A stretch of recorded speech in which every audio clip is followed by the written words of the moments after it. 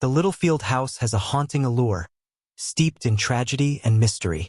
Alice's story, whether rooted in agoraphobia or the sinister confines imposed by her husband, adds a layer of sorrow to the haunting. The Victorian architecture, with its intricate details and shadowy corners, only enhances the eerie atmosphere. Those who venture close often report an unsettling chill, as if the house itself is holding its breath. The piano's haunting melodies, drifting through the night, evoke a sense of longing and loss, capturing the essence of a woman who never truly escaped her home. Local legends swirl about the grounds, with whispers of ghostly apparitions and flickering lights that draw the curious and the brave alike. Some say that the beauty of the house belies its tragic past, while others believe it serves as a poignant reminder of Alice's unfulfilled life. The Littlefield House stands not just as a relic of a bygone era, but as a testament to the haunting nature of unresolved stories. Would you dare to explore its shadowy halls, or listen for the ethereal piano playing in the dead of night? As the years passed, the Littlefield House became a topic of whispered conversation among locals, drawing the attention of thrill-seekers and paranormal enthusiasts. One crisp autumn evening, a group of college students decided to investigate the legends for themselves, armed with flashlights, cameras, and a thirst for adventure. Arriving just as the sun dipped below the horizon, they were struck by the house's imposing silhouette against the dimming sky. Ivy clung to its walls, and the once vibrant paint now flaked and faded, adding to the atmosphere of decay. As they approached, the wind picked up, carrying a soft, distant sound that could only be described as a piano playing a haunting melody. "Did you hear that?" one of the students, Jenna, whispered, her eyes wide with excitement. "It's probably just the wind," another replied, though he sounded uncertain. They hesitated at the creaking gate, but curiosity pushed them forward. Inside, the air was thick with dust and the scent of mildew. Shadows danced in the flickering beam of their flashlights as they made their way through the dimly lit foyer. Portraits of the Littlefield family hung on the walls, their expressions eerily lifelike, as if watching the intruders with disapproval. As they explored, the piano's music grew clearer, reverberating through the empty halls. "It sounds like it's coming from upstairs," Jenna suggested, her heart racing. The group exchanged nervous glances but decided to follow the sound, drawn as if by an invisible thread. Ascending the grand staircase, they were met with the oppressive silence of the attic door. A heavy, ornate door, it seemed to pulse with energy, almost as if it were alive. They gathered their courage and pushed it open, the hinges groaning in protest. What lay beyond was a dusty, cobweb-filled space, where the moonlight spilled in through a grimy window. And there, in the center of the room, stood an old piano, its keys yellowed with age. The music stopped abruptly, leaving an echo of notes hanging in the air. "Where's the player?" one of the guys asked, peering into the shadows, but the room was empty. The atmosphere shifted, growing colder, as if the very air was charged with anticipation. Suddenly, Jenna felt a chill run down her spine, and she stepped back instinctively. "We should leave," she urged, but the others were too captivated by the sight before them. As they approached the piano, an inexplicable force seemed to pull them closer. They could feel the weight of the past pressing down on them, urging them to uncover the secrets that lay hidden in the house. The silence was heavy, but it was broken by a faint whisper that drifted through the room, carrying Alice's name, as if beckoning them deeper into her world. Then, without warning, a gust of wind slammed the attic door shut behind them, plunging the room into darkness. Panic surged among the students as they fumbled for their flashlights, but in that moment, a soft glow illuminated the piano keys. Revealing a delicate hand poised above them, a spectral figure emerged from the shadows. "Who dares disturb my peace?" the apparition whispered, her voice echoing like the final notes of a forgotten song. The students froze, their hearts pounding in their chests as the ghostly figure of Alice Littlefield materialized before them. Her presence was ethereal, dressed in a flowing gown that shimmered in the faint light, her expression a mix of sorrow and curiosity. "We didn't mean to intrude," Jenna stammered, her voice barely above a whisper. The others stood in stunned silence, unable to tear their gaze away from Alice's haunting visage. "I've been alone for so long," she murmured, her voice echoing in the stillness. "The music was my only companion." The atmosphere shifted, a palpable sadness enveloping the room. Alice's eyes, deep and melancholic, seemed to search their faces for understanding. "You seek thrills in the dark, but what do you know of sorrow?" One of the boys, Mark, finally found his voice. "We only wanted to see if the stories were true, to understand what happened here." Alice tilted her head, as if considering his words. "Understanding? Or mere entertainment? I am a prisoner of this house, bound by the very walls that sheltered me." She gestured to the attic, her hand passing through the dusty air like a wisp of smoke. "My music was a cry for help, a plea to be remembered." The students exchanged glances, their initial thrill morphing into a deepening empathy. "What can we do?" Jenna asked, stepping forward slightly, her fear giving way to compassion. "Listen," Alice replied, her voice softening. "Feel the weight of my story, the pain of my solitude. If you wish to help, you must uncover the truth of my life, the truth that has been buried beneath these floors." As she spoke, the air around them shimmered, and the students felt an overwhelming urge to explore the depths of the house. They looked at one another, the unspoken agreement hanging in the air. This was no longer just an investigation. It was a mission to free Alice from her haunting. "Where do we start?" Mark asked, a newfound determination in his voice. "Below," Alice whispered, her gaze drifting toward the floor. "The cellar holds the secrets of my past, the key to my release. But be warned, what you find may not be easy to bear." With a nod of understanding, they descended the creaking stairs to the ground floor, their flashlights cutting through the darkness as they approached the heavy cellar door. The air grew colder, a palpable sense of foreboding wrapping around them like a shroud. "Do you think she's telling the truth?" one of the girls whispered, her voice trembling. "I don't know," Jenna replied, her heart racing. "But we owe it to her to try." They pushed open the cellar door, which groaned in protest, revealing a narrow staircase spiraling down into darkness. The air was thick with the scent of damp earth and decay. As they descended, the atmosphere grew heavier, each step echoing like a heartbeat in the silence. At the bottom, they found themselves in a dimly lit room filled with forgotten relics, old furniture, dusty trunks, and the remnants of a life once lived. In the far corner stood a weathered trunk, its lock rusted but intact. "This must be it," Jenna said, moving toward it. The others joined her, their breaths held in anticipation. As they worked together to pry it open, a chilling breeze swept through the room, causing them to shiver. With a final tug, the trunk creaked open, revealing a collection of old letters, photographs, and a beautifully crafted music box.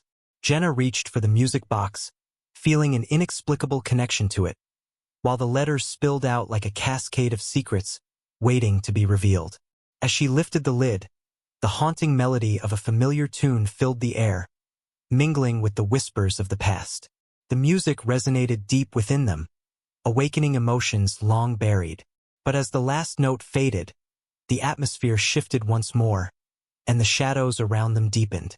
"What is this?" Mark asked, a sense of urgency in his voice. "Her story," Jenna replied, carefully unfolding one of the letters. "We need to read these. This is how we help her." As they began to sift through the letters, they uncovered a tapestry of heartbreak, love, and betrayal that painted a vivid picture of Alice's life, a life filled with dreams stifled by fear, love suffocated by control. With each letter, the weight of her sorrow pressed down on them, and they realized that to understand her was to understand the darkness that had trapped her for so long. But just as they began to piece together her story, a loud crash echoed from above, shaking the very foundations of the house. The sound sent a jolt of fear through them, and they exchanged panicked glances. "What was that?" one of the girls gasped. "I don't know, but we should check it out," Jenna said, her voice steadying as she tried to maintain focus. "Alice needs us. We can't leave now." With renewed determination, they climbed back up the stairs, their hearts racing as they prepared to face whatever awaited them. As they reached the top, the air grew thick with tension, and the echoes of Alice's sorrow seemed to intertwine with the disturbances around them. What they found in the attic would challenge everything they thought they knew about the haunting, and it would test their resolve to help Alice break free from the chains of her past. Don't forget to subscribe and like if you liked this story. As the group reached the attic, the atmosphere was charged with an unsettling energy. The door, which had been closed behind them, now stood ajar, creaking slightly as if inviting them to step inside. Hesitantly, they entered, the flickering beam of their flashlights revealing a scene that took their breath away. The room was transformed. Shadows danced across the walls, swirling around the grand piano, which seemed to shimmer with a life of its own. In the center of the room, Alice's ghostly figure hovered above the piano, her eyes filled with a mix of longing and determination. "What is happening?" Jenna whispered, taking a step forward. "Something has awakened," Alice said, her voice echoing with an ethereal resonance. "The memories, the emotions, they are rising to the surface. You have begun to unlock my story, but there are forces at play that wish to keep me bound here." Suddenly, the temperature dropped, and the wind howled through the cracks in the attic. The portraits on the walls rattled, and the music box they had discovered in the cellar began to play on its own, filling the space with a haunting melody that sent chills down their spines. "Stay together," Mark called, his voice cutting through the chaos. As they clustered closer, they noticed a dark figure emerging from the shadows. It was a silhouette, vaguely resembling a man tall and imposing, with an air of malice that sent shivers down their spines. The group instinctively recoiled, realizing this presence was the embodiment of the very pain Alice had endured. "Why do you meddle in what does not concern you?" the figure growled, his voice deep and resonant. "Alice needs our help," Jenna replied, her voice steady despite her fear. "We want to help her find peace." The figure laughed, a sound devoid of warmth. "Peace? She has been locked away for too long. This house is her prison, and you are nothing but intruders. Leave now or suffer the consequences." Alice stepped forward, her translucent form shimmering with defiance. "No, I will not be silenced any longer. You have kept me in darkness long enough. I deserve to be heard." As she spoke, the walls of the attic began to shake, the energy in the room amplifying. The dark figure faltered, momentarily losing its grip as if threatened by Alice's newfound strength. "Together!" Mark shouted, urging the group to focus their energy on Alice. They joined hands, forming a circle of solidarity. "We believe in you, Alice. You can break free." With their voices united, they began to chant, their words weaving through the air like a spell. The temperature in the room rose, and the shadows recoiled as Alice's spirit glowed brighter, illuminating the attic with a warm, golden light. The dark figure shrieked, a sound filled with rage and desperation, as the power of their collective belief surged through the room. "You cannot do this," it roared, but the group pressed on, their resolve strengthening with each passing moment. Suddenly, the floor beneath them trembled, and a crack appeared, splitting the wooden boards.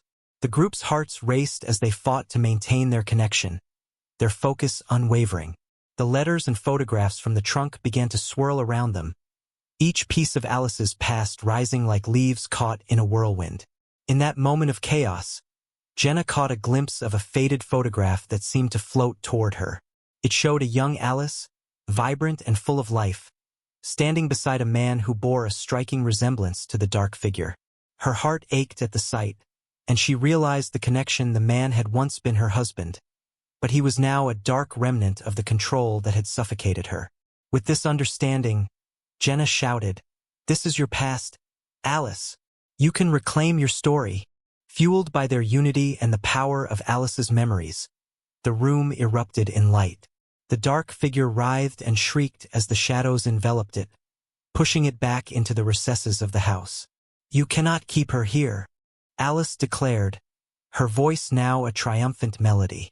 In a final burst of energy, the light expanded, engulfing the room and illuminating every corner of the attic.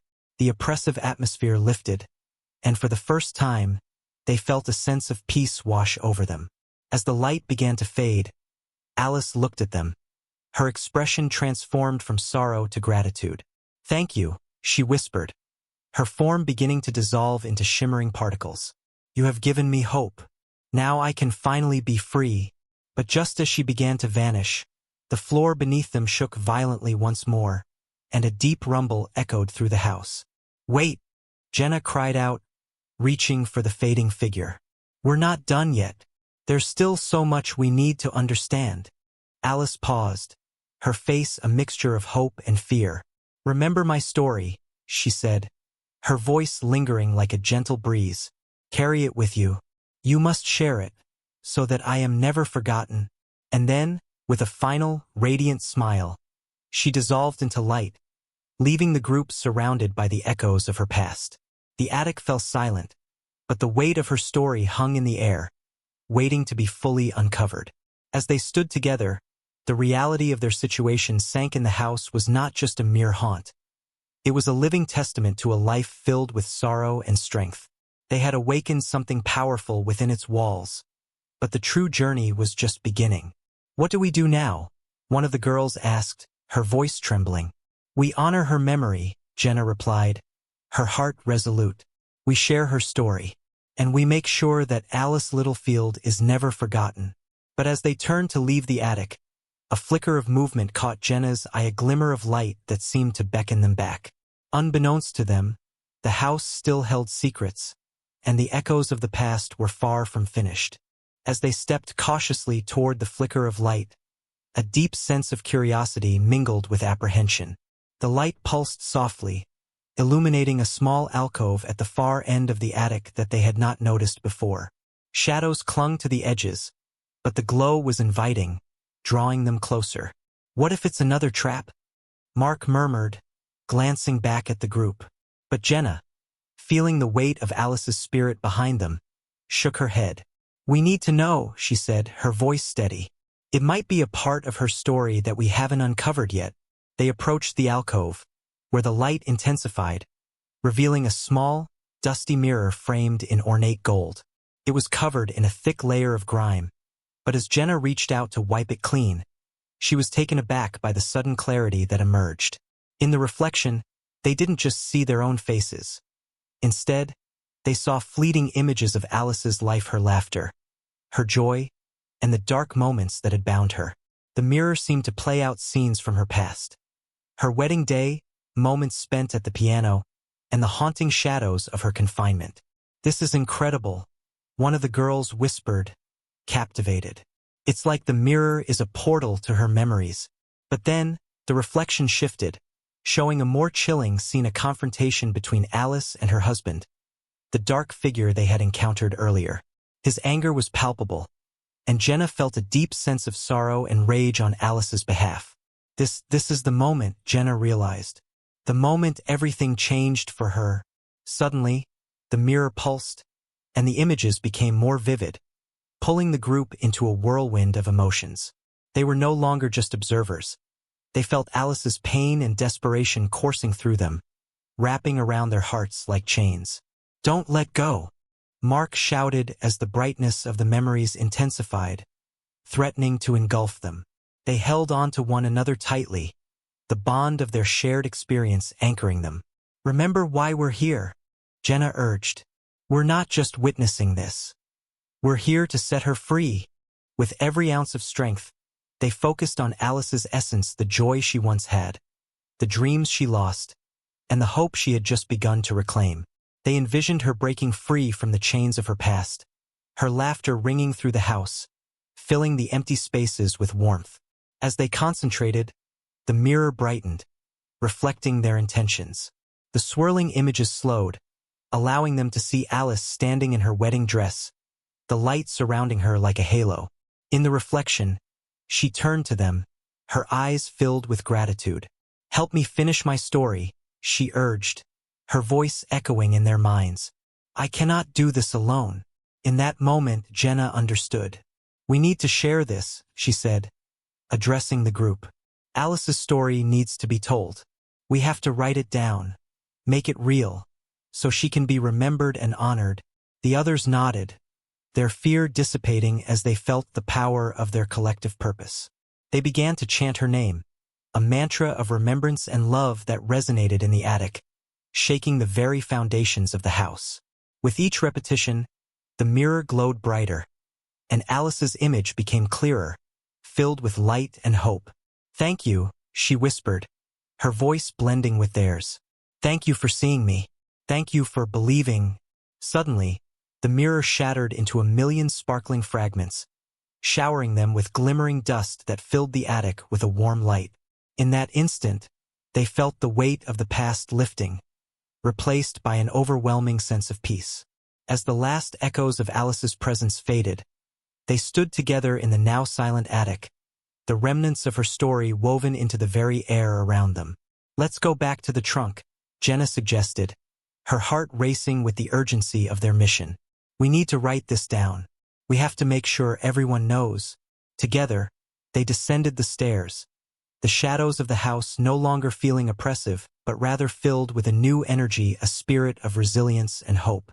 In the cellar, they gathered around the trunk, pulling out the letters and photographs once more. They set to work, transcribing Alice's story, pouring their hearts into every word. As they wrote, the air was filled with the music of the piano, a gentle reminder of Alice's presence, encouraging them to carry her legacy forward. Hours passed, and as dawn broke, they finished their task. The trunk now held not only Alice's letters but a complete account of her life, a tribute to her struggles and triumphs. They felt a profound sense of accomplishment, knowing they had honored her memory. Standing together in the early morning light, they shared a moment of silence, allowing the weight of the experience to settle within them. "Let's make sure this place is never forgotten," Mark said, his voice steady. "We'll share her story with the world." As they exited the Littlefield House, the first rays of sunlight illuminated the facade, revealing its beauty in a new light.